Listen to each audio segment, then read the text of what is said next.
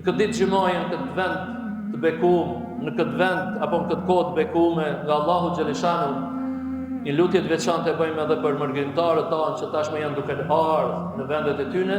Zoti t'i ruan nga çdo e keqe. Zoti ja u lehtësoft rrugën, inshallah, duke ardhur, duke u kthy dhe e kaloshin rrugën sa më lehtë dhe sa më mirë. I gëzoft zemrat e tyne Allahu Gjeleshanu me të mirat e dynjos dhe të ahiretit. I bashkoft zemrat tona, i largoft urrëtiet dhe çmiret tona, zilit tona ndërmjet veti.